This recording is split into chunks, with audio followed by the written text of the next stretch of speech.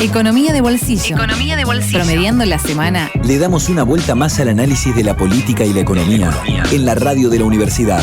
Un programa impulsado por la Facultad de Ciencias Económicas de la UNER.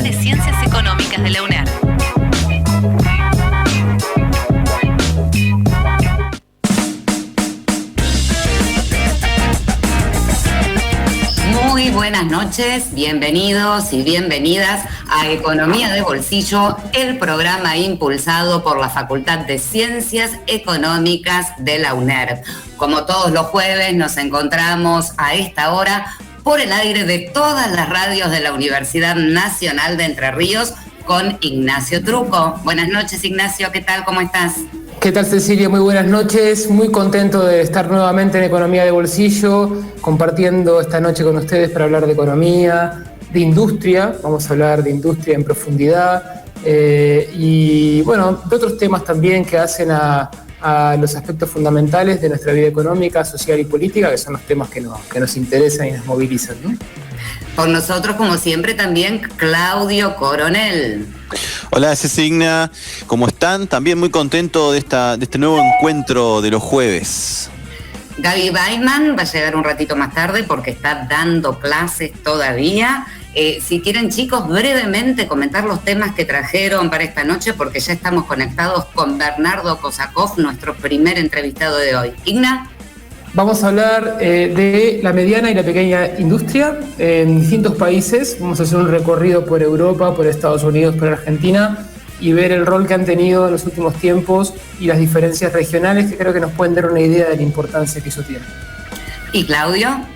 Y hoy aprovechando que vamos a estar tocando el tema industria, vamos a estar comentando un poquito algunas cuestiones, una pequeña pincelada en relación a lo que es macroeconomía y desempeño industrial, particularmente pensando con la perspectiva del desarrollo. Así que lo dejo ahí, lo vamos a explicar mejor en su momento. Bueno, como todos los jueves, nos quedamos hasta las 21:30 en el aire de todas las radios de la Universidad Nacional de Entre Ríos. Como decíamos, hoy con un programa dedicado a la industria. Está con nosotros Bernardo Kosakov, un amigo de Economía de Bolsillo. Bernardo es investigador, docente, consultor y un referente en nuestro país en la temática industrial. Buenas noches, Bernardo. Bienvenido una vez más a Economía de Bolsillo. No, un gusto, un placer y bueno, gracias por la presentación y por la invitación. Como ustedes saben, les tengo un particular aprecio y bueno, mi sangre entrerriana también, de mis padres y mis abuelos, me hacen tener un afecto particular a la querida provincia de Entre Ríos. Gracias, Bernardo, por dedicarnos este ratito, por compartir de vuelta con nosotros un rato para hablar de economía, en este caso de industria. Probablemente haya muy pocas personas en nuestro país que tengan el recorrido que tenés vos en esta materia y para nosotros es un placer poder conocer tu mirada, tu perspectiva sobre esta cuestión. La semana pasada fue el Día de la Industria, se celebró y bueno, cada vez que ocurre hay una recuperación del tema.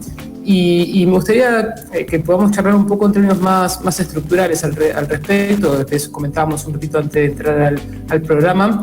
Y uno de los temas que suele aparecer en los medios de comunicación es que en la era de la globalización, de esta nueva globalización basada en las TICs, en los cambios informáticos y en las economías de servicio, la industria es como cosa del pasado, ¿no? Esa idea es como un poco de la posguerra o incluso del siglo XX.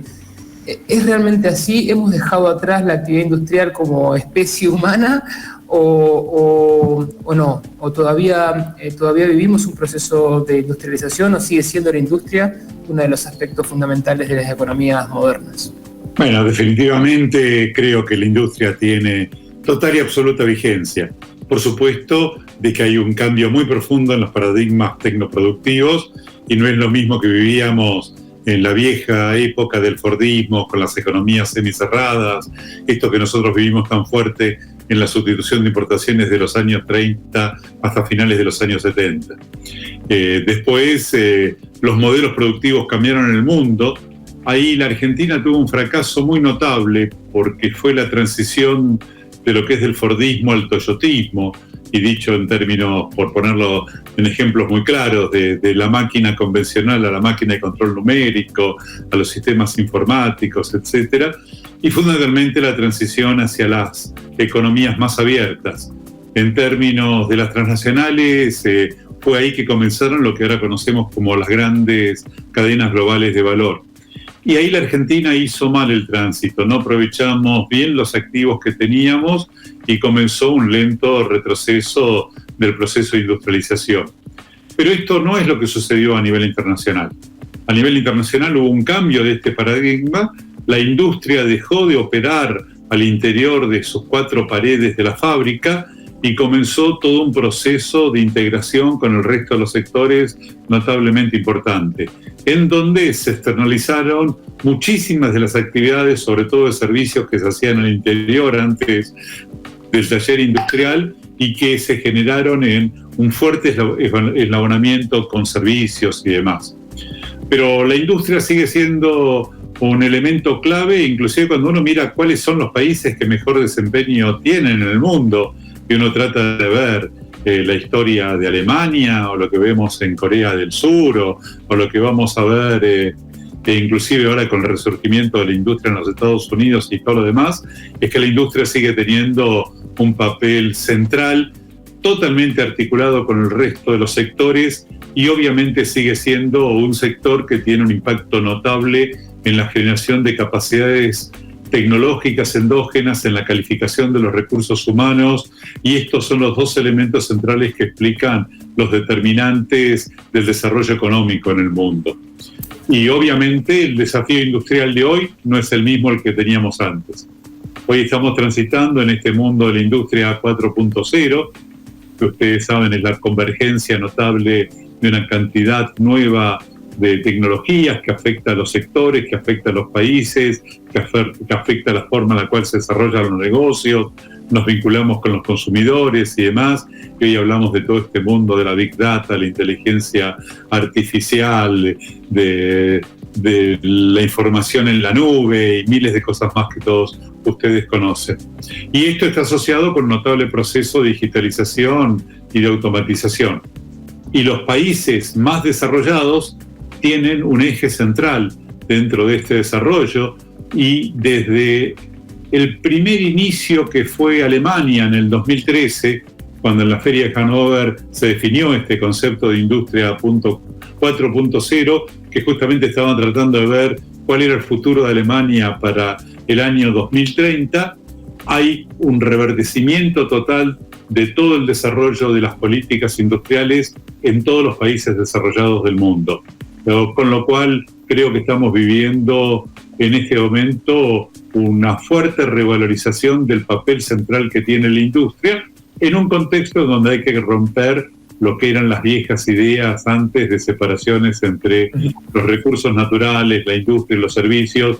Hoy lo que importan son justamente estos ecosistemas productivos en donde conviven las distintas actividades y en donde además de estas actividades tiene que generarse simultáneamente un fortalecimiento institucional que genere esta ruptura de los falsos dilemas entre mercados y políticas y los que se dan tanto fundamentalmente con buenos incentivos para que las sociedades estén inmersas en el progreso. Bernardo. Y esto viene generado con absorción de empleo y mejora de la calidad de vida, sin lugar a dudas. Con respecto precisamente a esta transformación de la industria 4.0, en términos relativos, ¿no? O sea, me acuerdo, uno de los libros de economía industrial que fue muy impactante, que fue la segunda ruptura industrial, ¿no? De Peory Sable, que precisamente hablaba de la incorporación del control numérico y de la informática, digamos, ¿no? Y la división territorial, la formación de regiones económicas de menor escala que las dimensiones nacionales, las características, digamos, de lo que vos comentabas recién. En relación a lo que fue esa transformación de fines de los 70, comienzos de los 80, con la incorporación de las TICs, la industria 4.0, ¿a qué profundidad va? ¿Cuál es ¿se puede hablar de una tercera ruptura industrial o es más? Definitivamente. Ese mundo que vos contás que fue muy importante y que básicamente lo analizaba en esta transición de lo que era del Fordismo al Toyotismo fue lo que explicó todas las transformaciones industriales que se generaron durante la década del 80 y del 90. En este nuevo milenio aparece este nuevo concepto, que es otra disrupción y otro nuevo paradigma tecnoproductivo. Y cuando uno trata de ver en este momento qué es lo que importa, y son aspectos que en aquel momento tenían una importancia notablemente menor. Simplemente para poder ejemplificarlo, en esa época no estábamos hablando ni de la inteligencia artificial, ni nivel de digitalización, de robotización, ni la cuestión digital y un montón de cosas que hoy es de nuevo paradigma y que obviamente son desafíos distintos de los que teníamos en los años 80 y en los años 90. Y esta transición ya se generó anterior a todos estos episodios de la pandemia, y lo que sucedió durante la pandemia es de que estos procesos aceleraron notablemente, sobre todo en estos cambios del vínculo entre la demanda y la producción, y la expresión más clara es todo este tema de la digitalización de la economía. Hoy el eje central de la economía pasa por la inversión en intangibles. Hay un conjunto de estudios que se han hecho en todos los países más desarrollados y hay una relación absolutamente clara entre la inversión en los intangibles, el crecimiento de la productividad y la mejora del crecimiento de la economía. Y para poder aprovechar plenamente estos intangibles, vivimos en un elemento en el cual es fundamental la calificación de los recursos humanos. Los países que tienen mejor proceso de industrialización en este momento están caracterizados por estructuras del empleo donde casi entre el 50 y el 65% del empleo es gente que ha terminado una muy buena formación terciaria, y el 80% de esta formación terciaria es en las áreas de ingeniería, de ciencias, en fin, en las áreas duras. Entonces hay un cambio muy profundo en la formación de los recursos humanos y esta ligación siempre notable e importante de lo que significa la educación, la innovación como componentes del progreso. La Argentina tiene este desafío actualmente. Se han hecho algunos estudios anteriores a la pandemia y básicamente se ha individualizado un pequeño grupo de empresas a los cuales se los denomina los cóndores, en donde este tipo de prácticas ya están notablemente desarrolladas. Hay alrededor de otro 30% de empresas que están con posiciones activas como para asumir estos nuevos desafíos. Y todavía el resto, más del 50% del aparato productivo, ni siquiera se está planteando la posibilidad de ver cómo se hacen estas transiciones, que son muy difíciles individualmente, pero que son ineludibles. Y el futuro y el progreso de la Argentina va a estar asociado a la capacidad de adaptarse a estos nuevos modelos de organización de la producción. En términos, por ejemplo, la gran decadencia argentina comienza en los años 80 y obviamente se profundiza a partir del 2011 y caemos en el declive después del segundo trimestre del 2018.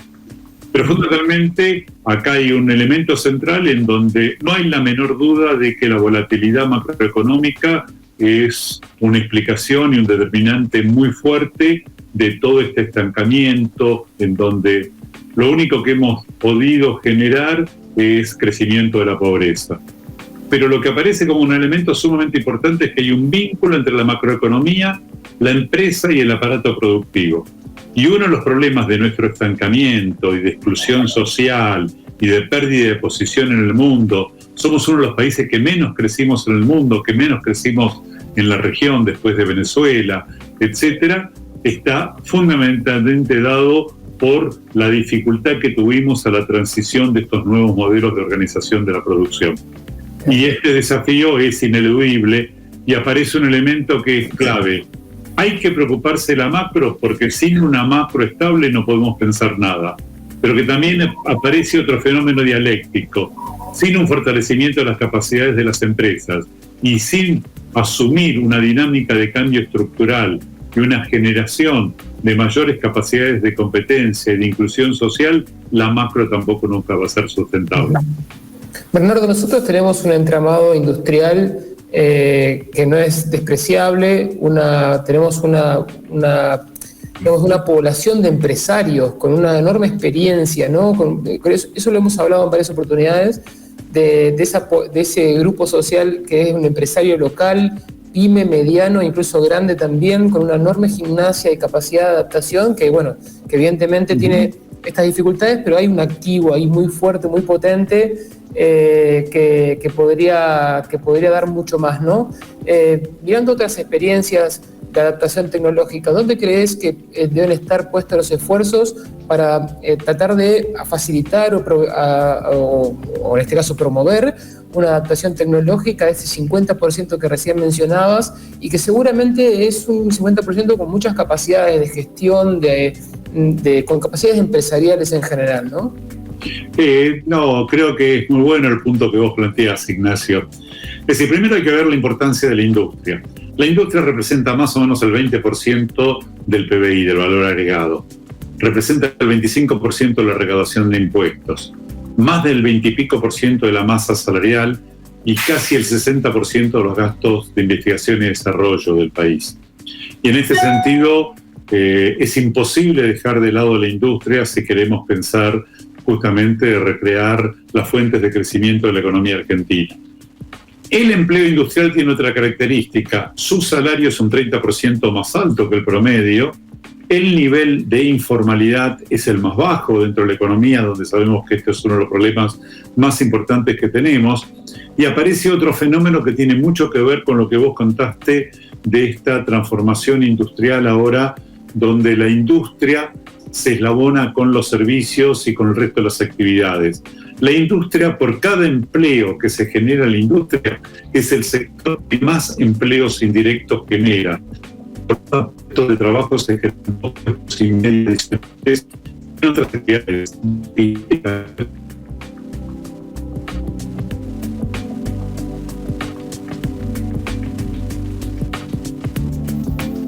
Estamos teniendo algún problema de conexión, a ver si lo recuperamos a Bernardo. Parece que se nos cortó nomás.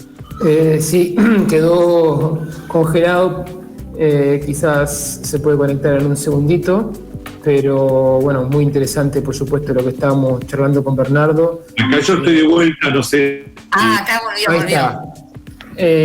Nos estabas comentando, Bernardo, no sé si me escuchás. Sí. Nos estaba justo comentando de la participación de la industria y su vinculación con otros sectores, y ahí se cortó la comunicación y quedaste un poco congelado. Bueno, continuamos un poquito y en realidad lo que hay que tratar de entender es esta alta heterogeneidad de la industria.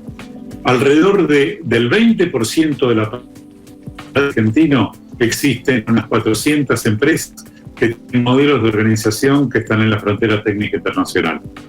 Y esto solo lo tienen 7 o 8 países de los 30 países desarrollados. Uno ve en lo actual de la bioeconomía, insumos. Bueno, estamos lamentablemente teniendo problemas de conectividad. Una pena, porque siempre es muy interesante escucharlo a Bernardo, que se nos congeló otra vez. Vamos a ver si retomamos, y si no, lamentablemente continuaremos la conversación con Bernardo Kosakov en otra oportunidad. ¿Nos escuchás, Bernardo? Bueno. Me parece que no. Perdimos. Sí, creo que lo hemos perdido, pero bueno, ya quizás se conecta en unos segundos, ¿viste cómo es esto? Para ir vuelve la conectividad en unos segundos o directamente no vuelve. Bueno, a ver qué pasa, Bernardo, ¿nos escuchás o no nos escuchás? Le damos un intento, una oportunidad más. Una chance más. Uh-huh. No, parece que sí, se desconectó. Se le ha caído la conexión. Una pena, porque realmente lo que está planteando ha tocado varios puntos muy importantes. Bueno, ha spoileado un poco lo que yo voy a conversar hoy al final. Ha tocado, creo que sin dudas Argentina tiene un montón de desafíos por delante. Yo quería preguntarle, pero última lo charlaremos entre nosotros después. Argentina además de todos los problemas, no tiene un problema vinculado a la falta de proyectos de largo plazo y consensos políticos, ¿no? Porque por ahí quizá, si bien tenemos una macroeconomía inestable que también responde al estadio de subdesarrollo en el que estamos, quizá... ahí volvió Bernardo. Volvió Bernardo Kosakov. A ver si te escuchamos, Bernardo. Está silenciado. A ver, Bernardo, que no te escuchamos porque estás muteado. A ver. Hola. Ahora sí. Bueno, estoy con el teléfono, pero no sé por dónde quedamos entrecortados. No sé si quieren que nos juntemos con más tiempo y con tranquilidad. No, yo te quería preguntar, quizás una respuesta rápida, pero es larga, pero se puede contestar en forma breve. Lo conversábamos recién con los chicos antes de que volvieras. Digamos que es cierto, el problema de la volatilidad macroeconómica creo que ha sido central. De hecho, también, si bien en Argentina se ha visto mucho más acentuado, es un fenómeno también que se ha visto en Latinoamérica, aunque han logrado estabilizarse un poco más. Si no hay en el fondo un problema de falta de consensos, de planes de largo plazo, y si también en el fondo no es un problema político, en el sentido que no hemos logrado encauzar un camino, decir, bueno, este es el camino al que deberíamos ir, y con matices, pero más o menos empujar para el mismo lado. No, creo que definitivamente ese es el punto esencial. Y lo que hay que tener es una visión compartida de un horizonte factible, posible, donde hay intereses contrapuestos, pero que justamente a través de la cooperación se puede generar un ejercicio que es mayor que de suma cero. Y básicamente en algunos casos a veces faltó un relato en términos de la industria. Hoy particularmente el gobierno tiene un relato que yo comparto casi plenamente en términos hacia dónde se quiere llegar y varios objetivos que se están planteando.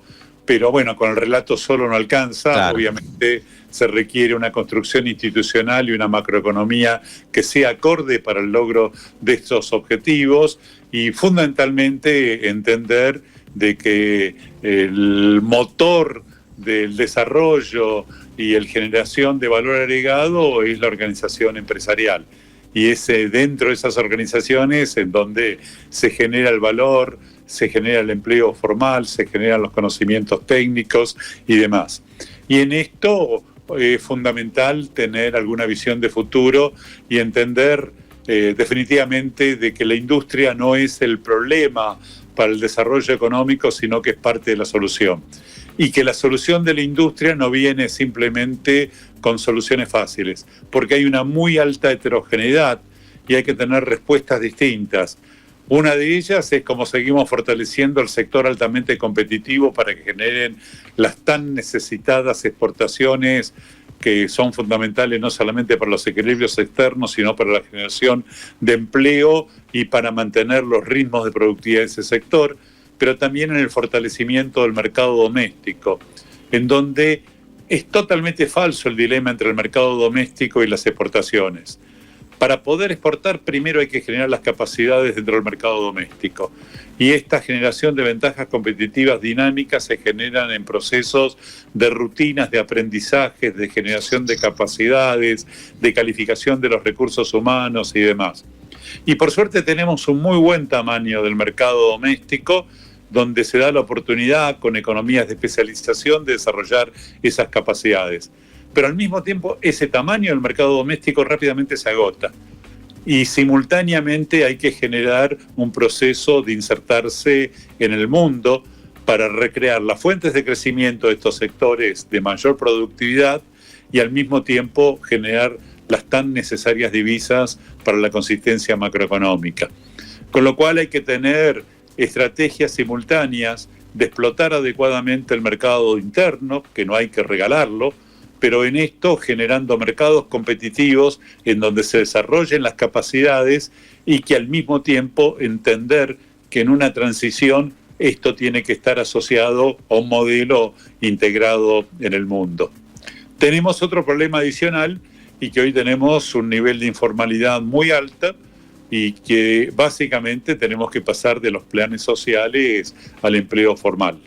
y en esto va a haber una cantidad enorme de sectores, dilemas que no teníamos en los años 70, en donde fundamentalmente posiblemente haya que dar trabajo industrial y trabajo en la construcción y en los servicios, que obviamente es totalmente distinto las políticas y los instrumentos que hay que hacer cuando estamos pensando sobre el sector moderno y competitivo de la economía argentina. Con lo cual tenemos un escenario complejo, pero en donde la Argentina tiene capacidades empresariales, tiene activos muy importantes y tiene la posibilidad de fortalecer el sector manufacturero integrado con los recursos naturales y con los servicios, y aprovechando simultáneamente lo que son las economías de escala de las grandes empresas, en donde justamente ahí el tema es cómo poner buenos aparatos regulatorios para que no haya abuso de las posiciones dominantes, pero fundamentalmente de las pymes, que no solamente son importantes por el empleo, sino que son esenciales para generar las economías de especialización. Esto es, tienen que estar integrados en las tramas productivas para pasar de la producción de commodities a bienes intensivos en mano de obra calificada, intensivos en procesos innovativos, y acá el papel de las pymes es absolutamente esencial. Eso lo demuestra todas las experiencias exitosas de los países que lograron industrializarse, ¿no? Bernardo, muchas gracias por la entrevista, por estas reflexiones sobre la industria y sobre diferentes dimensiones, ¿no? La tecnológica, la de entramado, la política, y bueno, el papel que tienen que jugar las empresas industriales en el desarrollo argentino, y en particular, digamos, en el contexto de la transformación tecnológica. Creo que eso no se puede perder de vista. Hoy en día está en debate, ¿no? Los distintos programas en distintos niveles sobre las transformaciones de Industria 4.0. Las experiencias internacionales son muy interesantes al respecto, las alianzas entre países. En particular, a mí me viene a la cabeza sobre todo la integración alemano-chino, digamos, chino-alemana, al respecto, que siempre me llamó mucho la atención, y la profundidad de esa alianza en términos de transferencia y adaptación tecnológica. Y creo que estamos en un momento muy clave, y que esto que estás comentando es sumamente pertinente para tomar dimensión de ello, ¿no? Bueno, muchas gracias, y obviamente estamos frente a un fenómeno complejo.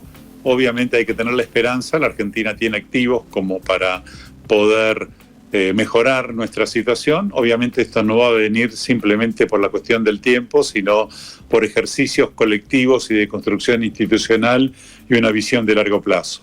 Y esto que vos mencionás de Alemania y de China, esto también lo tenemos. Es muy interesante el cambio fundamental de la política industrial en los Estados Unidos, y acá tenemos hoy un reverdecimiento de todos los programas de Industria 4.0 que están siendo desarrollados por los 20 países más importantes del mundo. La Argentina incipientemente estamos entrando, y es ineludible este desafío, un desafío que es importante para el aparato productivo, pero también que es fundamental si queremos justamente tener inclusión social y tener el fin de la volatilidad y de todas estas fragilidades macroeconómicas. Muchas gracias, Bernardo. Te mandamos un abrazo muy grande. Al contrario, gracias a ustedes, y bueno, cuídense. Adiós. Muchas gracias, Bernardo. Era Bernardo Kosakov en Economía de Bolsillo. Vamos a la primera pausa de esta noche y enseguida volvemos por todas las radios de la Universidad Nacional de Entre Ríos. Economía de Bolsillo en Twitter. @FCECO-UNER. Facebook, Facultad de Ciencias Económicas, UNER. Instagram, @FCECO.UNER. Economía de Bolsillo.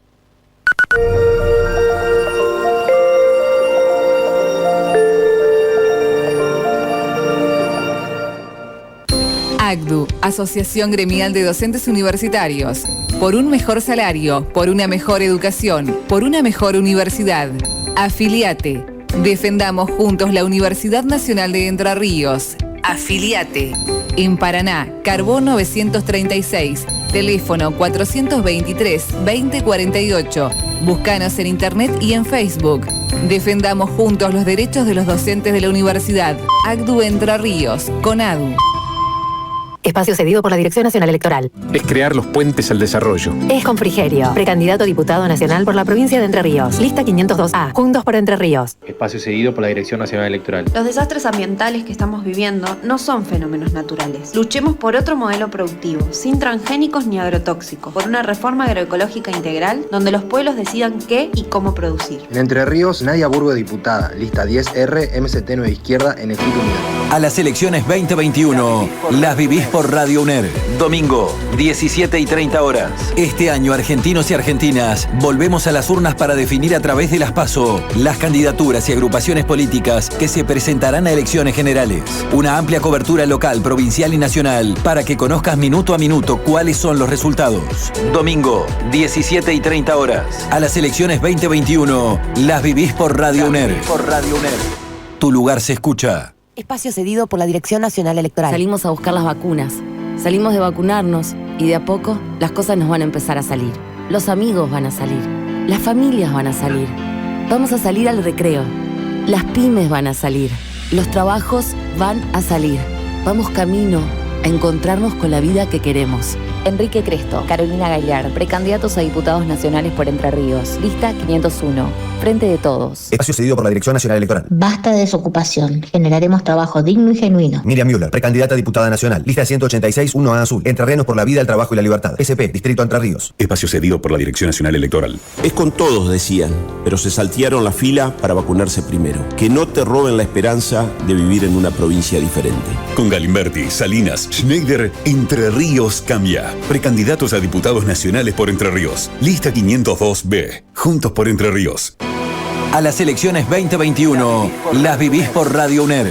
Domingo, 17 y 30 horas. Este año, argentinos y argentinas, volvemos a las urnas para definir a través de las PASO las candidaturas y agrupaciones políticas que se presentarán a elecciones generales. Una amplia cobertura local, provincial y nacional para que conozcas minuto a minuto cuáles son los resultados. Domingo, 17 y 30 horas. A las elecciones 2021, las vivís por Radio UNER. Tu lugar se escucha. Espacio cedido por la Dirección Nacional Electoral. Juan Carlos Meillar, diputado nacional. Lista 50-100A. Juntos somos más. Entre Ríos. Partido Socialista. En las noches de Radio En Radio UNER, cada noche a las 20. Tu lugar se escucha.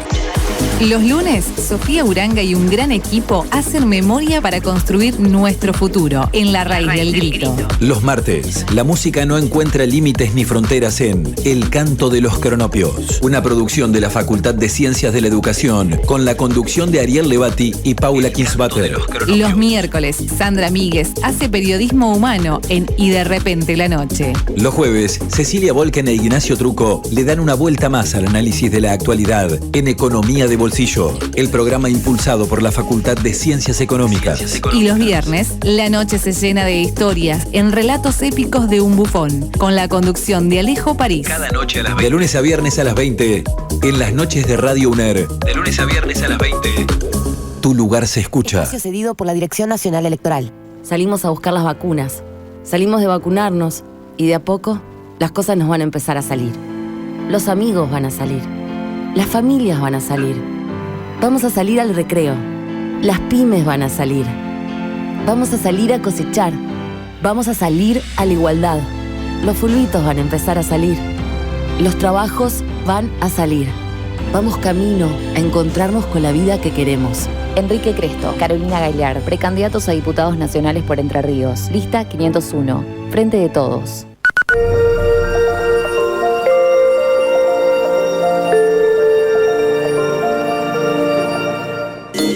Facultad de Ciencias Económicas. Estás en Economía de Bolsillo. El programa de la Facultad de Ciencias Económicas de la UNER. Tu lugar se escucha. Seguimos en Economía de Bolsillo por todas las radios de la Universidad Nacional de Entre Ríos.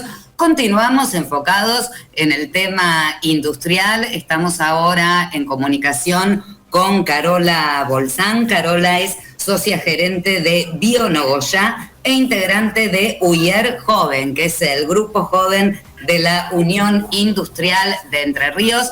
Buenas noches, Carola, bienvenida a Economía de Bolsillo. Muy buenas noches, gracias por la invitación. No, al contrario, Carola, muchas gracias a vos por atendernos, por dedicarnos un rato para hablar de la industria entrerriana y en particular de la UIER Joven, digamos, ¿no? ¿Qué es esto de la UIER Joven? ¿Qué significa? ¿Qué es lo que hacen? ¿Y qué significa la juventud en el sector industrial? Algo que uno normalmente cuando uno ve un industrial tiene una idea, ¿no? De una persona más bien más grande, varón, por supuesto, y bueno, en este caso lo contrario, joven y mujer, así que me gustaría comenzar por ahí, digamos, que nos cuentes qué es lo que hacen hoy en el joven y cómo ven, qué perspectivas tienen acerca de la inserción o los cambios generacionales, ¿no? En el sector industrial argentino. Bueno, la verdad que, como vos decís, a veces suena raro, pero nosotros de la comisión directiva, que son los más grandes que le decimos nosotros, ellos nos han dado siempre una muy buena participación, nos han alentado a incorporarnos a la institución y desde jóvenes, digamos, ir integrándonos a lo que es la Unión Industrial. Así que lo que nosotros hacemos es, mira, en este momento somos unos 50 jóvenes de distintas industrias de la provincia de Entre Ríos, que nos reunimos y, bueno, la idea es esa, ir conociéndonos, ir formándonos como dirigentes también para la Unión Industrial, tanto sea para la institución como dirigentes para nuestras propias empresas, ¿no? Y bueno, nos vamos formando, nos vamos capacitando y nos vamos conociendo. Y creo que el nombre esto de Unión Industrial, unirnos como industriales para ir buscando caminos juntos, digamos. Carola, uno de los temas que estábamos recién charlando con Bernardo Kosakov es la importancia de la adaptación tecnológica, el cambio técnico, y es decir, la renovación de algún modo del espíritu empresarial, industrial, pero que eso no se puede hacer necesariamente solo, ¿no? Muchas veces son aspectos que se dan a nivel sistémico, a nivel de las empresas en conjunto, en articulación con entidades públicas, o con otras asociaciones privadas. ¿Cómo ven ustedes el papel de la Unión Industrial y en particular, por supuesto, de los jóvenes en esta dificultad o más que dificultad, este desafío que es la adaptación tecnológica de la industria argentina? Sí, mira, nosotros justamente nos hemos reunido ahora hace poco y un tema que charlábamos tiene que ver con la integración entre el estudiante y el industrial, digamos, el estudiante y la empresa. Es un problema que a nosotros nos preocupa, digamos, cómo salen los que salen de escuelas técnicas, de facultades, y luego su inserción en la industria, ¿no? Y es un tema en el cual estamos tratando de crear puentes para poder achicarlo, digamos, porque ellos vienen con todo el ímpetu, con toda la energía a las empresas, digamos, y nosotros tenemos como ese nexo, digamos, ¿no?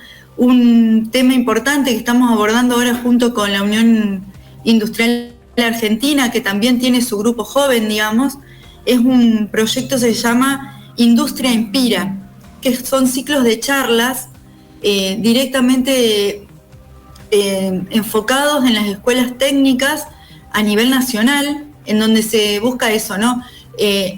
Acercar al joven que está estudiando con la industria, porque eso es muy positivo para esto que vos decís de estos tiempos nuevos, ¿no? Ellos tienen también lo fresco de lo nuevo y uno tiene la parte de la industria que hay que renovar y hay que siempre estar buscando esto de la industria 4.0, todo lo que también se venía hablando recién, ¿no?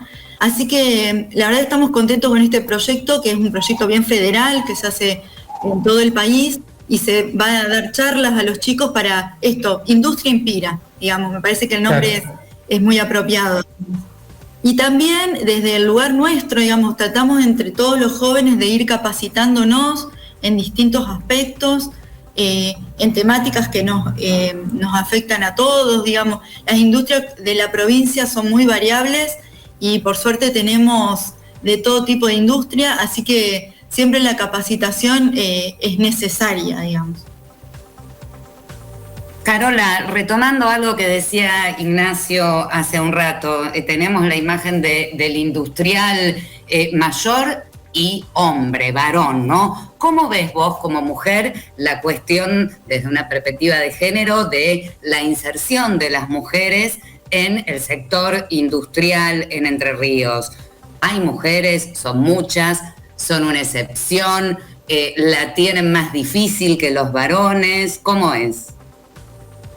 Mira, nosotros en el grupo te diré que somos, no sé si mayoría mujeres, pero andamos por ahí, andamos por ahí. Bueno, de hecho yo soy la presidenta del grupo y la vicepresidenta Josefina Zenger también es mujer, digamos, pero los chicos, creo que en esto es parejo. En la unión industrial nosotros nos sentimos muy cómodas y no está esta diferencia de hombre-mujer en el grupo de jóvenes. Creo que siempre fue como un lugar en donde nos pudimos explayar tranquilamente, al igual que el varón, digamos. Sí creo que la industria tiene como otro tiempo, digamos. Yo vengo de una empresa familiar también en donde la incorporación de nuestra generación sí tiene que ver, hay mujeres, pero en la anterior no, digamos, pero tiene que ver con una cuestión cultural, ¿no? Que vamos atravesando todos y que se va viendo. Me parece a mí que es algo, la verdad que para nosotras es una alegría poder estar, como yo siento, realmente a la par y ir juntos, digamos. Cada uno, sea varón o mujer, tiene su grano de arena para aportar de un lugar a otro y entre todos poder construir juntos. Carola, ahí Gaby, adelante. Carola, ¿cómo estás? Sé que la UIER Joven se ha reunido a lo largo de toda la provincia y muchas industrias de todo el territorio, ¿no? ¿Qué han visto? ¿Qué apreciación tenés del sector industrial, digo, con esta territorialización o las diferencias que hay en las distintas industrias que han podido recorrer? Bueno, algo que nos gusta hacer mucho a nosotros, esto que dice Gabriel, es recorrer las industrias, porque es conocer, ¿no? Conocer la provincia, conocer. Antes de la pandemia lo hacíamos bastante seguido y bueno, recién la semana pasada pudimos retomar las visitas a planta, que es algo que la verdad, entre vernos y compartir experiencia, ver cómo funciona la industria dentro, distintos tipos de industria. Tenemos, no quiero por dejar afuera a nadie, pero distintos tipos de industria alimenticia, metalúrgica, madereras, de sistemas, digamos, tenemos un montón de rubros dentro de la industria y algo que, esto es una apreciación personal, ¿no? Algo que veo mucho es las ganas de producir y de trabajar. El industrial quiere eso, ¿no? Quiere producir trabajo, quiere estar ahí y siempre invertir en lo que es la industria nacional, ¿no? Es como decir, es como nuestra esencia, que no sabemos ni queremos hacer otra cosa. Y a mí siempre me llama la atención esto, ¿no? De que el industrial siempre va para adelante, le gusta, le pone garra. Y bueno, siento que eso en todas las industrias que hemos conocido se da. Y siempre la puerta abierta, siempre dispuesto a cooperar, como decía también con la parte de los estudiantes, cooperar con el pueblo en donde están. Hay muchas industrias que son en pueblos, no solo en las ciudades, y siempre están atentas también a la necesidad de lo social, digamos, ¿no? No sé si con esto, Gabriel, respondí tu pregunta. Sí. Y te quería hacer otra consulta porque, como decías vos, hay muchas personas que han crecido en el seno industrial, en el grupo jóvenes. ¿Cómo es crecer? Digo, uno nada, si crece alrededor de toda una industria, debe tener una mirada muy particular y debe ser algo muy interesante, ¿no? Sí, justamente tuvimos hace poco una capacitación que tenía que ver con el tema de empresas familiares, porque muchas, porcentaje alto de las industrias de la provincia, a nivel nacional también, tiene que ver con empresas familiares.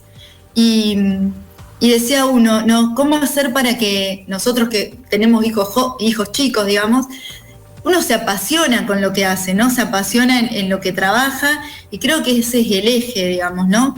Si no te apasionás en la industria, bueno, buscas como otro rubro, pero creo que los que estamos, somos apasionados de la industria.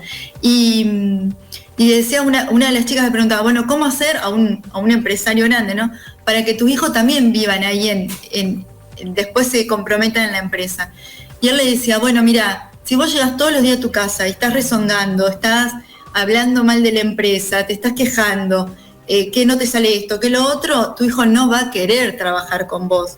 En cambio, si vos disfrutás de lo que hacés, le plasmás esto a tu empresa, digamos, a tus hijos, bueno, creo que es eso lo que uno va mamando y quiere vivir.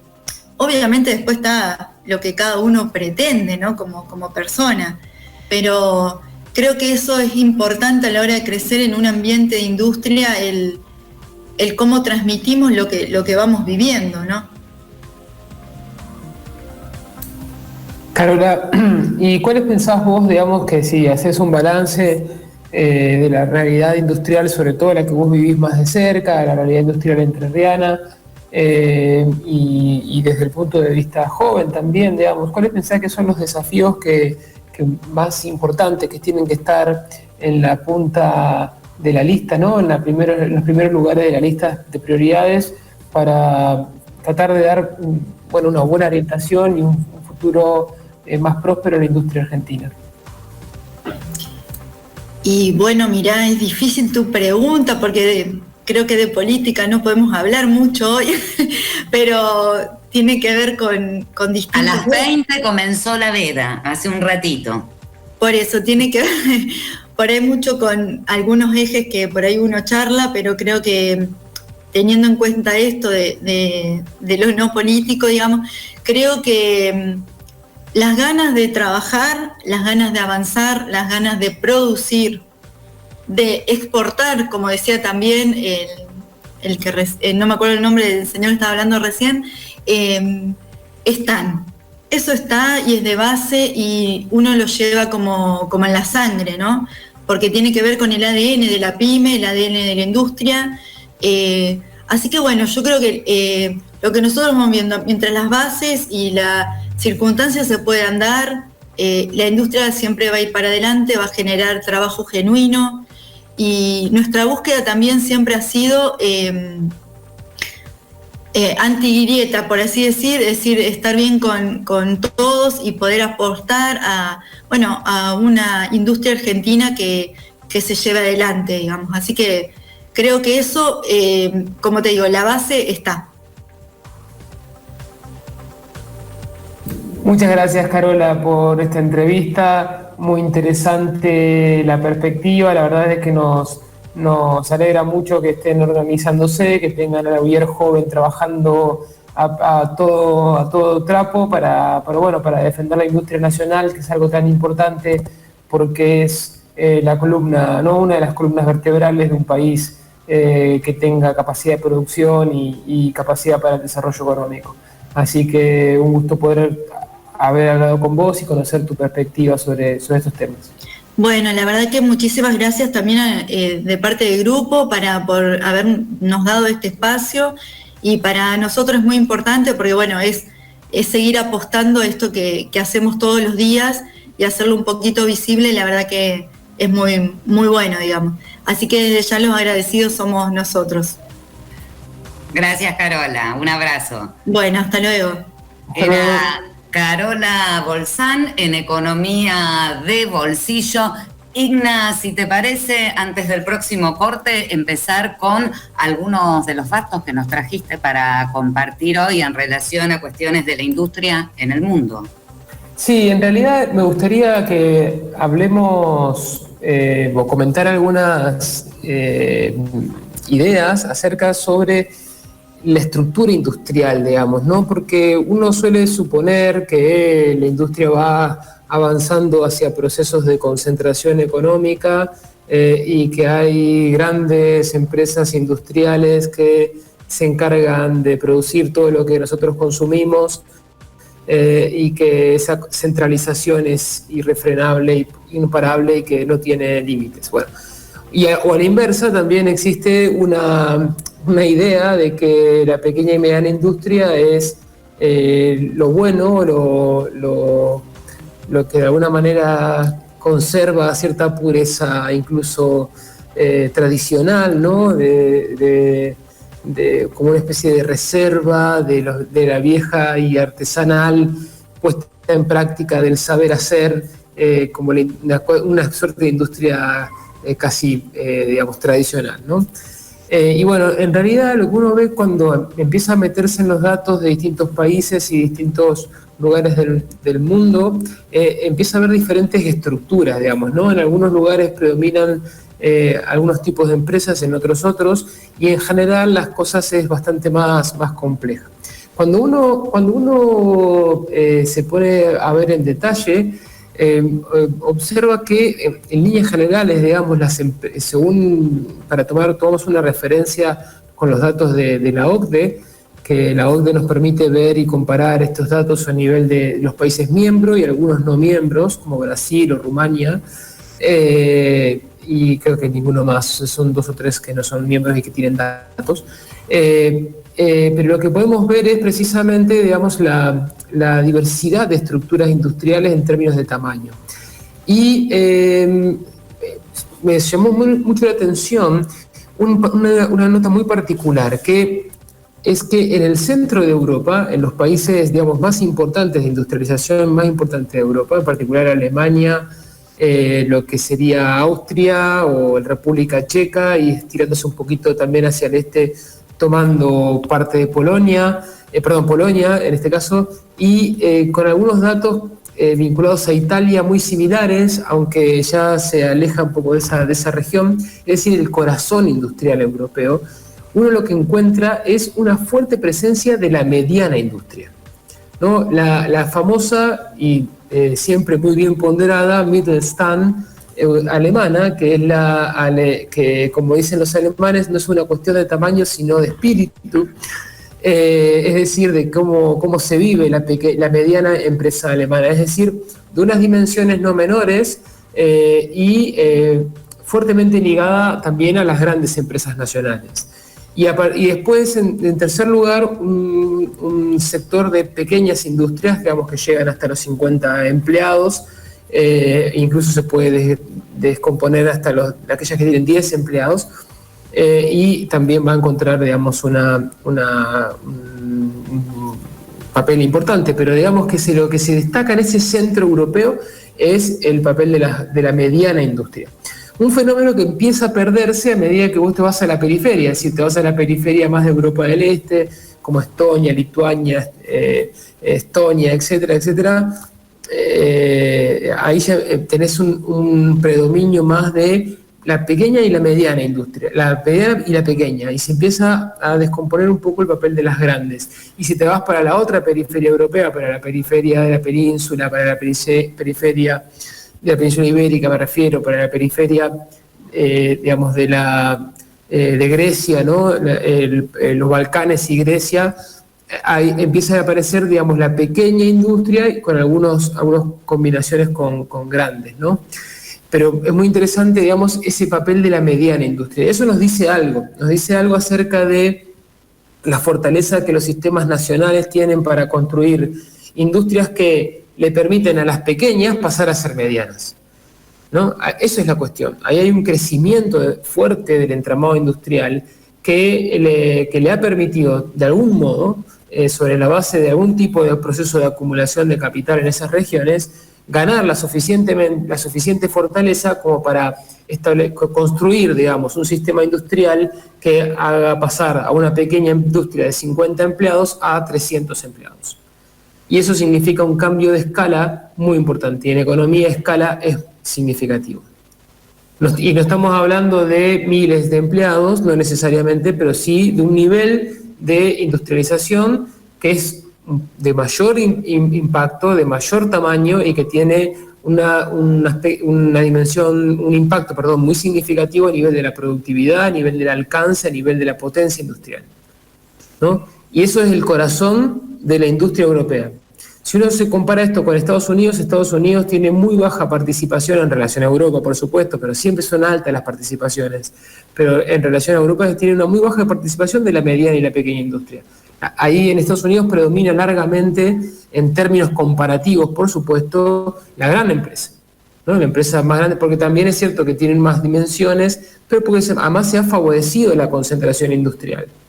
En cambio, en Europa han logrado mantener, digamos, una estructura industrial basada en la mediana empresa, sobre todo en este núcleo, en el corazón industrial europeo, que está, digamos, en la región del Rin, ¿no? Que va desde el norte de Alemania hasta el norte de Italia, y que se extiende un poco hacia el este, abarcando Polonia.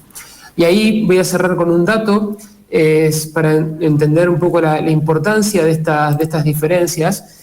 Como para que nosotros nos demos una idea, hoy nosotros tenemos un total de más o menos aproximadamente, tomando algunos promedios de los últimos 10 años, un 27 empleos industriales por cada 1.000 habitantes, ¿no? En Argentina. Y si lo comparamos con Alemania tiene 88 empleos industriales por cada 1.000 habitantes.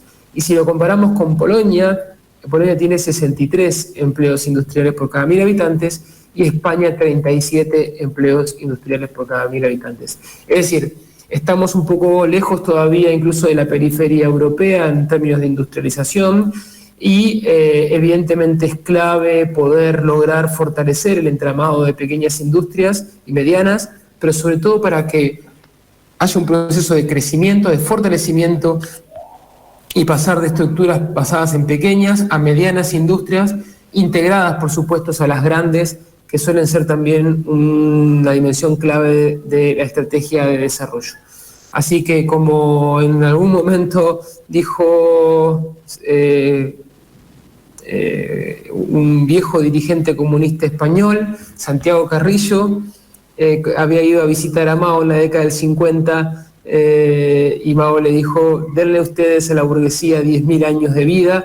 Bueno, creo que nosotros tenemos que pensar en cómo construir una estrategia industrial para fortalecer esa burguesía nuestra burguesía industrial, que es capaz de tener mucho más protagonismo de que el que ha tenido en los últimos 40 años, y en particular esa mediana y pequeña industria que todavía sigue siendo la clave de los procesos de industrialización, y en particular en sociedades como las nuestras, que apuestan por la integración social y territorial. Muchas gracias, Signa. Vamos a una nueva pausa y enseguida volvemos con más Economía de Bolsillo por todas las radios de la UNER. Economía de Bolsillo en Twitter. @FCECO-UNER. Facebook, Facultad de Ciencias Económicas, UNER. Instagram, @FCECO.UNER. Economía de Bolsillo.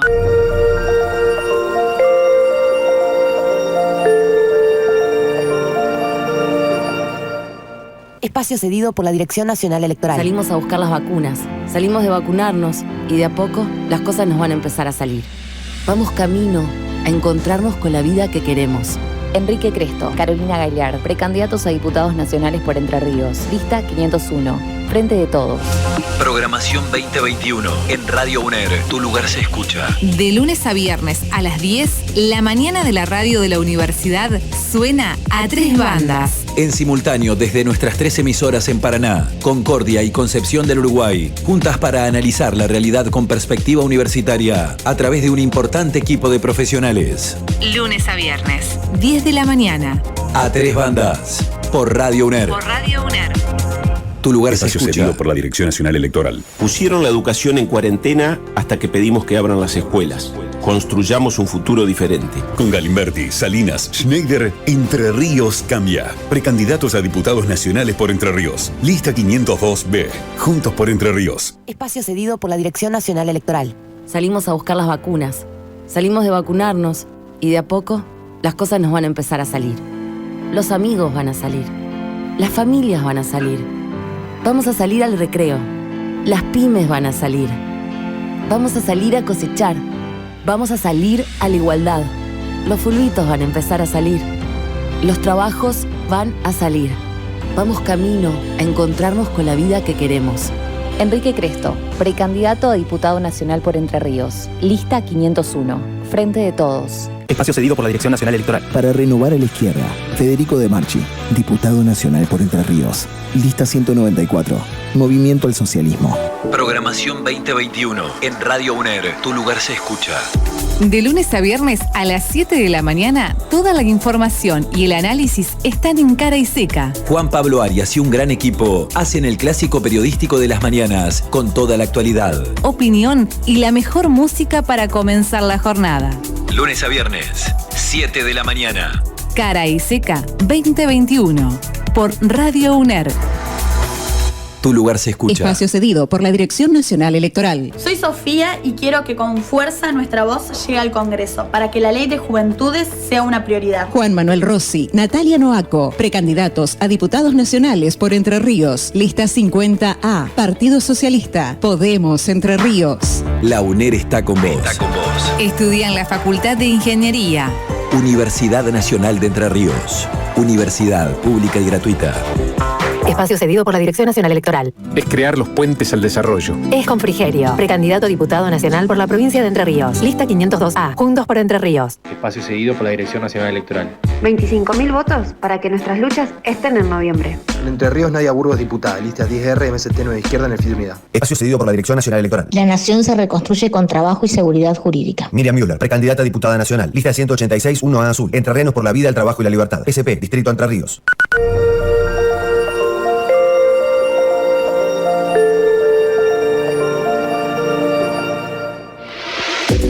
Hasta las 21:30. Economía de bolsillo por Radio UNER. Tu lugar se escucha. Seguimos en Economía de Bolsillo por todas las radios de la Universidad Nacional de Entre Ríos. Estamos ahora en comunicación con Mario Racanelo. Mario es magíster en Economía, docente, investigador en Historia Económica. Buenas noches, Mario. Bienvenido a Economía de Bolsillo. Buenas noches, muchas gracias por la invitación. ¿Cómo están? No, al contrario, Mauro, muchas gracias por atendernos y poder charlar con nosotros un rato sobre historia económica e historia de la industria, uno de los temas que hoy estructura nuestro programa y que, como podrás ver, nos parece muy importante y siempre nos mantiene, digamos, estamos mantenerlo en la agenda. Mario, ¿cómo evaluás vos, digamos, desde tus investigaciones la evolución histórica de la industria argentina? ¿Cuál es la caracterización, digamos, sintética que harías si tuvieses que definir, digamos, el perfil industrial que fue desarrollándose en nuestro país? Bueno, es una historia bastante volátil, con fuertes subas y retrocesos. Podemos discutir cuándo comienza la industria argentina. Sin duda tiene un primer gran momento que es en el marco de lo que se llama el modelo agroexportador, donde surgen grandes empresas industriales vinculadas con la actividad agropecuaria. Después de ese crecimiento industrial, bueno, llega a un cierto fin de esa dinámica de crecimiento que es la Gran Depresión, la crisis del 30.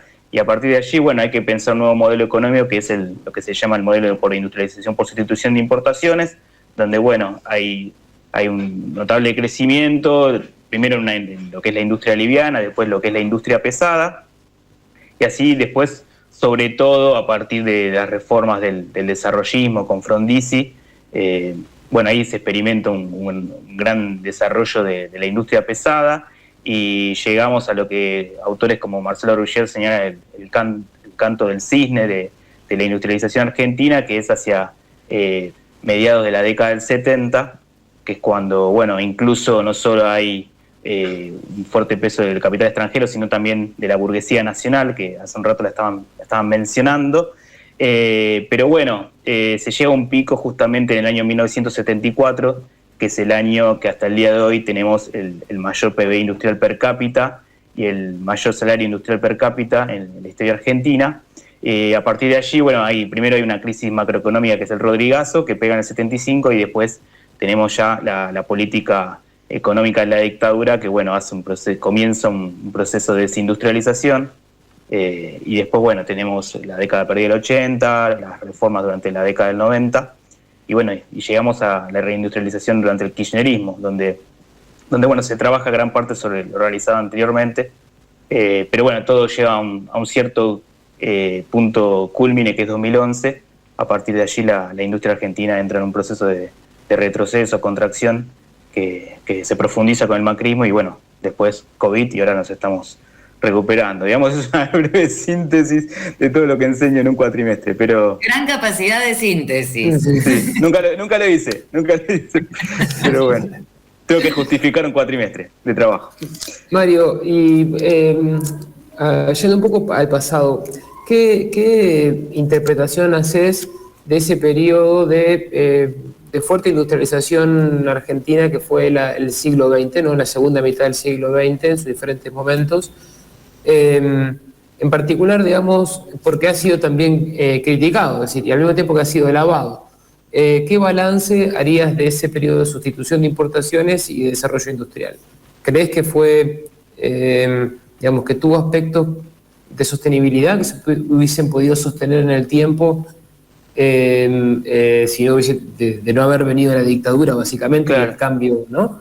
¿O pensás que había contradicciones internas o dificultades internas que hubiesen sido difíciles de resolver en el contexto al menos de la globalización? Bien, sí, no sabemos hasta qué punto podemos escapar de lo contrafáctico, pero sin dudas, para mí, desde mi punto de vista, fue positivo. Hubo que adecuarse en un primer momento al cambio de funcionamiento del mundo económico a partir de la Gran Depresión. Sin duda, la política industrial es objeto de discusión, pero bueno, todas esas contradicciones que tenía en sí ya eran discutidas durante la década del 60 y ya se estaba apuntando a, bueno, qué transformaciones hacer.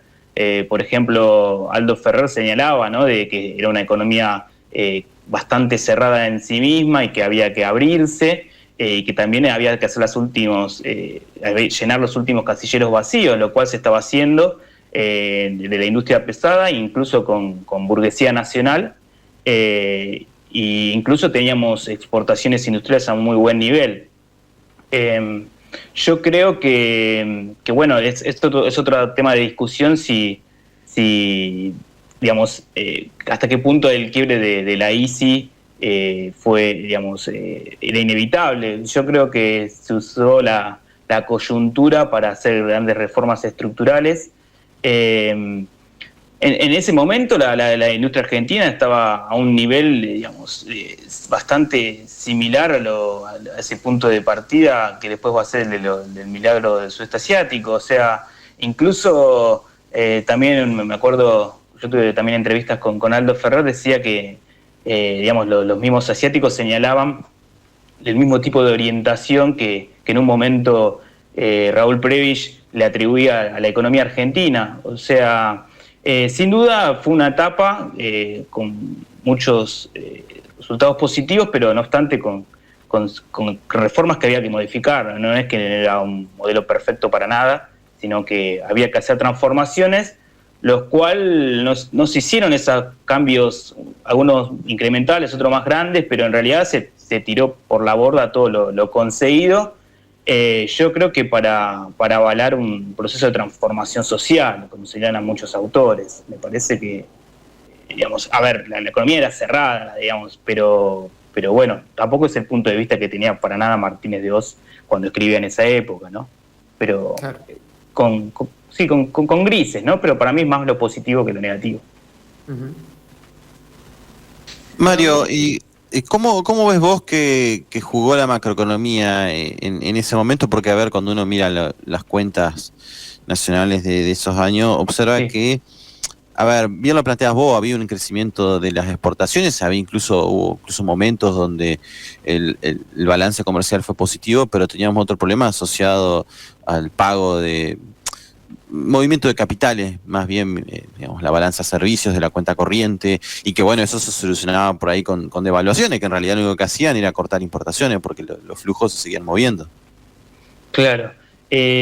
Bueno, a ver, durante la etapa si estamos hablando de sustitución de importaciones, bueno, tenemos que hablar del famoso, entre los economistas, ciclo Stop and Go, que bueno, en sí esa etapa de aumentos y caídas, de cambios bruscos del tipo de cambio, con una industrialización que no era autosustentable porque se llegaba a esos topes porque nos quedábamos sin reservas y chocábamos con la restricción externa.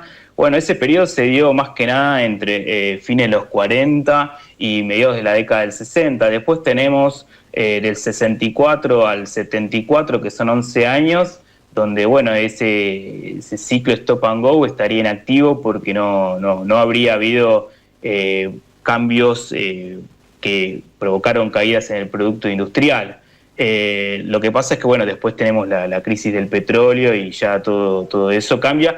Y después, bueno, sí, ya en la etapa de la dictadura tenemos fuertes cambios en la cuenta capital, ¿no? Ahí ya es otro contexto totalmente diferente, pero en los últimos años, al menos de la sustitución de importaciones, de la etapa pesada, la fase más compleja, se había gran parte superado esa dinámica stop and go, y se había superado principalmente porque se había integrado muchísimo la industria y también porque se exportaba industria, también acompañaba, ¿no?, el sector agrario, ¿no? El sector agrario incluso se había incorporado esa modernización que por varios años no lo había conseguido. Estoy hablando de esos primeros años de la década del 30, del 40, donde el agro estaba muy resentido. Después también acompaña el impulso industrial, ¿no? Gaby, ¿tenés alguna pregunta? Yo, porque no me quiero pisar, siempre terminamos pisándonos. Ahora voy a preguntar. No, sí, quería consultarte, Mario. Vos mencionabas este pico de 2011, que si bien uno tiene una imagen reciente del sector industrial de alguna recuperación, ya son 10 años de estancamiento tanto del producto como del sector industrial. ¿Qué apreciación hay en torno a esos 10 años? Digo, ¿son 10 años en los cuales se estancó generalmente la producción industrial, o hay transformaciones para adentro y hay alguna perspectiva que se pueda pensar luego de 10 años de estancamiento?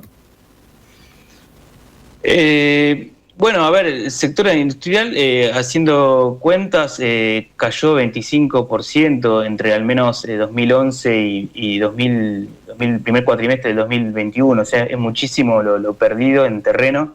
Y de vuelta, no es solo por el COVID, ni tampoco solo por la economía macrista, pero a ver, hay una muy fuerte desindustrialización, acompañada de una muy fuerte caída del poder adquisitivo de los trabajadores industriales.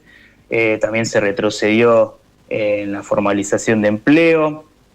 En cuanto al gobierno de Mauricio Macri, también los indicadores son muy malos, salvo se puede rescatar las exportaciones industriales, donde ahí hay un aumento positivo de las exportaciones industriales, tanto las manufacturas de origen agropecuario como de origen industrial, pero después todos los indicadores son bastante negativos. Actualmente se está percibiendo una recuperación, no solo una recuperación respecto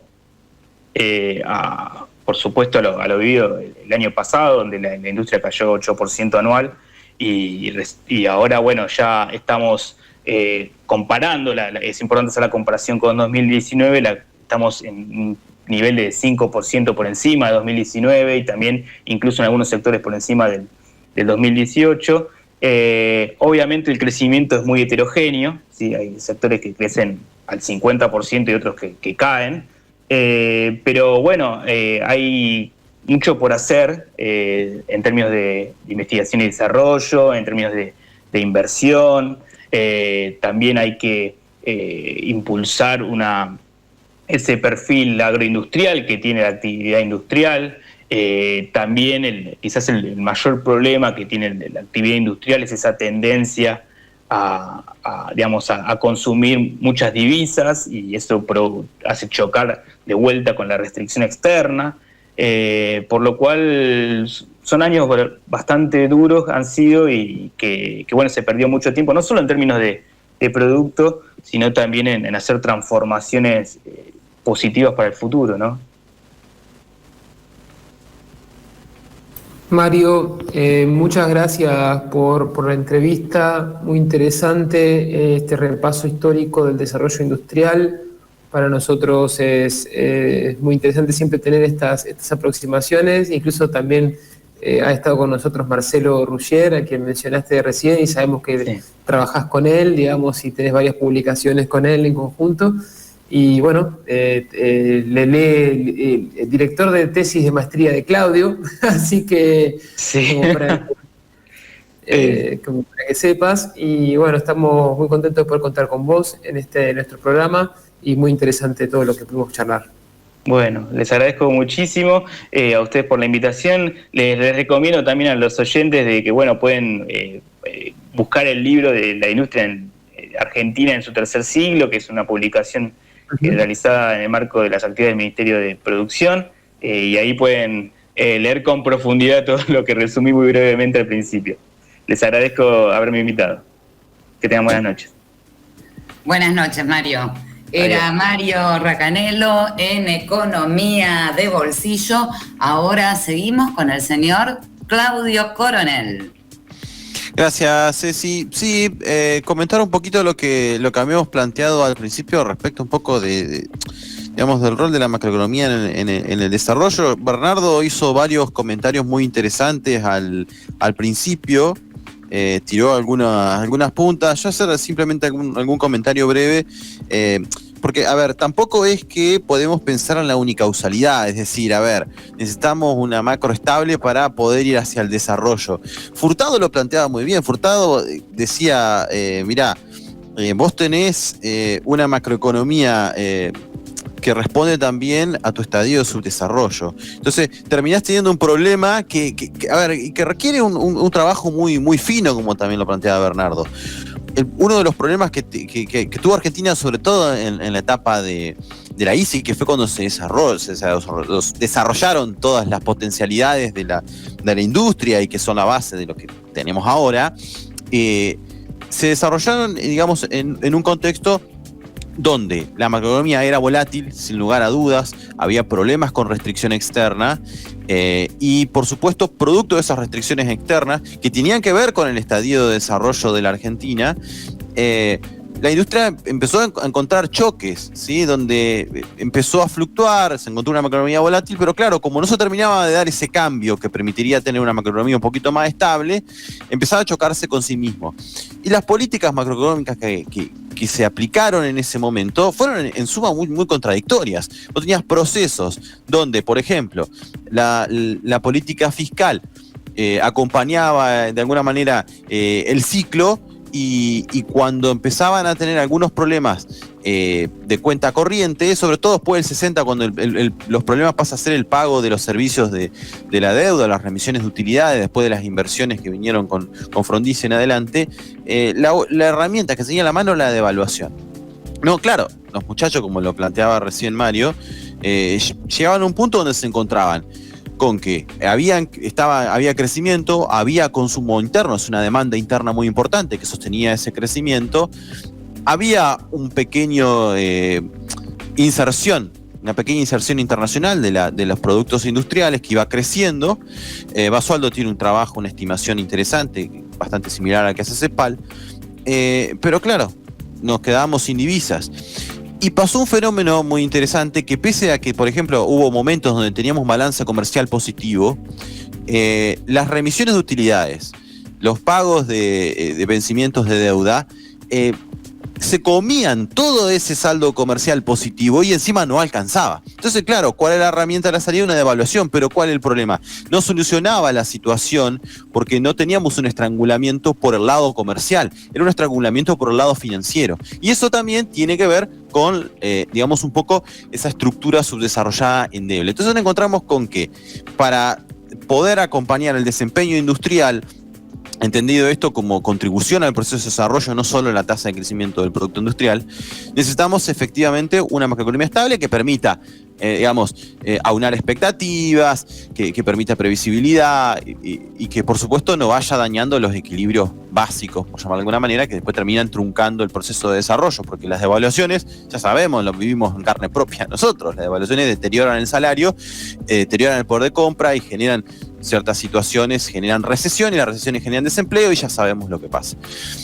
Pero claro, nos encontramos con que se aplicaban esas políticas macroeconómicas porque había un problema en función de eso. Entonces, a mi juicio, quizás no tenga la respuesta, todavía estoy estudiando, no se le encontró la vuelta a la política macroeconómica, quizá porque no se entendió el estadio y porque teníamos, como le digo, hubo giros, hubo una inestabilidad institucional y política en ese momento que no podemos ignorar, digamos, hubo una democracia condicionada, o sea, no se vivió un momento de tranquilidad, ¿no? Que eso también jugó. Entonces nos encontramos con que el papel, como quiero indicar, de la macroeconomía en el desarrollo es fundamental, pero no podemos pensar las políticas macroeconómicas en función de proposiciones que están pensadas para países que tienen estructuras equilibradas, que no tienen heterogeneidades estructurales como planteaba Kosakov. Entonces, por ejemplo, plantear metas de inflación o plantear políticas de austeridad fiscal como mecanismo de estabilización macroeconómica no van a traer los resultados que se plantean, digamos, como la solución. Porque ¿qué te dicen? Te dicen, mirá, para solucionar tu déficit comercial o tu emisión monetaria tenés que bajar el déficit fiscal.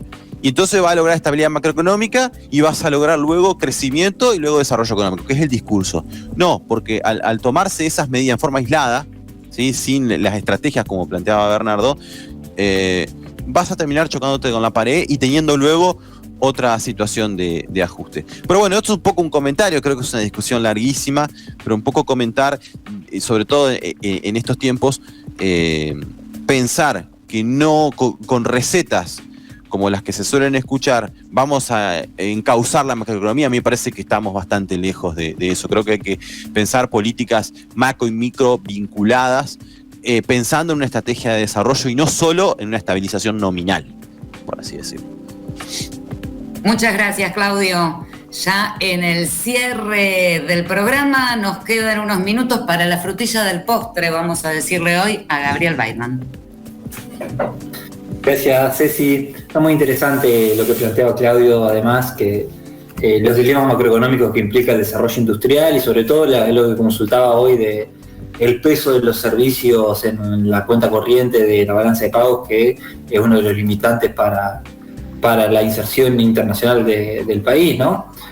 Pero por otro lado, mi idea como para terminar de complementar la mirada industrial del programa de hoy es traer unos datos de referencia a la coyuntura industrial de la provincia, muy brevemente como para cerrar estos últimos minutos, ya que, para el seguimiento del sector industrial en la provincia, a nivel provincial, es difícil ya que no se encuentran estadísticas tan precisas, entonces uno tiene que indagar un poco en indicadores que sean representativos de cómo viene el sector industrial.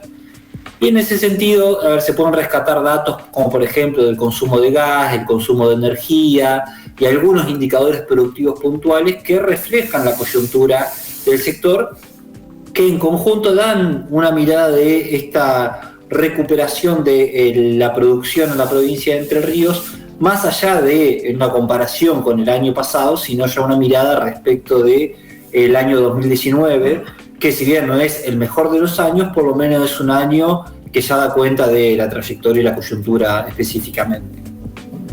Por ejemplo, cuando uno analiza los datos de energía en la provincia de Entre Ríos, encuentra que hacia el mes de junio hay 14 meses consecutivos de crecimiento del consumo de energía en el sector industrial de la provincia, y que alcanza una expansión acumulada del 17%. Entonces, ya ahí por lo menos refleja una situación bastante interesante. Y si se lo compara con 2019, el crecimiento para el primer semestre de este año, respecto del primer semestre del año 2019, es un crecimiento del 6,6% del consumo de energía del sector industrial. Entonces, ahí ya se ve por lo menos una recuperación respecto del piso donde un piso propio de la caída del nivel de actividad y no un piso vinculado con las dificultades del año pasado. Si uno mira esos datos para lo que es el consumo de gas del sector industrial de la provincia de Entre Ríos, encuentra un crecimiento del año 2021 respecto del año 2020 del 15%, y respecto de 2019 un crecimiento del 12% en estos meses. Y también da cuenta de esta idea de el 2021 está en torno a un 10% más, por lo menos en los consumos de insumos claves para el sector industrial, en torno al 10% del año 2019. Entonces, ya hay una mirada bastante consolidada de una recuperación respecto de el impacto que había tenido en los niveles de actividad ya del 2018-2019. Y estos datos un poco se validan cuando uno analiza la molienda de trigo, la molienda de arroz, la molienda de soja, la faena de aves, que por ejemplo la faena de aves también da respecto a 2019 un crecimiento del 13% y la molienda también da un crecimiento en torno al 10%.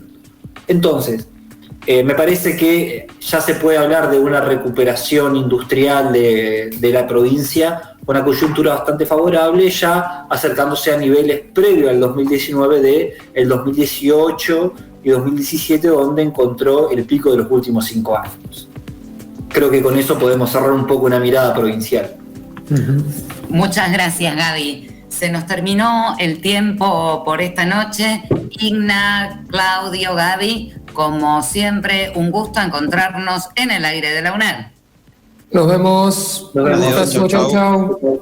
Será entonces hasta el próximo jueves, como siempre, a partir de las 20, para encontrarnos con más economía de bolsillo por todas las radios de la Universidad Nacional de Entre Ríos. Chau, hasta el jueves.